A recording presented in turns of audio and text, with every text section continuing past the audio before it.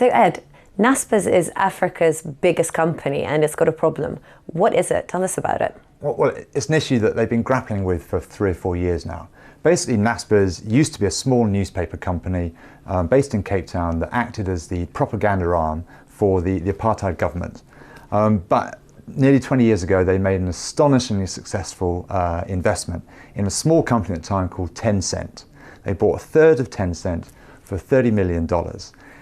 That then became this internet behemoth in China that we now know, and that stake is now worth $130 billion. Essentially, it is Naspers. The trouble is that $130 billion is worth about a quarter of the entire Johannesburg Stock Exchange. So in other words, it's too big for the exchange, and so Naspers itself is actually worth only $100 billion. There's a massive investment discount, valuation discount rather, to the underlying value of the Tencent stake.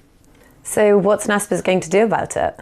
Well, they've been scratching their heads. Some Naspers investors saying, just give us the shares. We'd love to have those Tencent shares. But to do that means, the South African taxman is going to take a huge capital gains tax chunk out of that investment. So what they thought instead is, we'll hive it off into a separate company and we'll float it in a different jurisdiction, in this case Amsterdam. It's denominated in euros rather than rand, which a lot of tech investors are going to like, and hopefully there'll be many, many more investors who can come to this thing in Amsterdam and narrow that valuation discount. Hasn't quite done the trick fully, has it though? It has and it hasn't. I mean, the valuation gap, which was about $60 billion if you account Tencent and then some other stuff. So there's a $60 billion gap 2 days ago, and that gap has gone down to about $30 billion. So, Naspers bosses should get a bit of a pat on the back, but it's still a $30 billion makeup to go.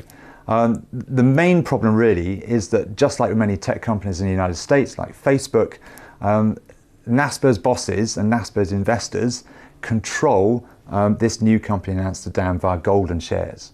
So essentially you've got a few guys in Cape Town who control this enormous stake in Tencent in Amsterdam. That is a big deterrent to some investors. If Naspers was really brave and they really wanted to narrow the discount, they'd scrap these golden shares and things would really start to improve. Thank you, Ed. Join us next time for more breaking views.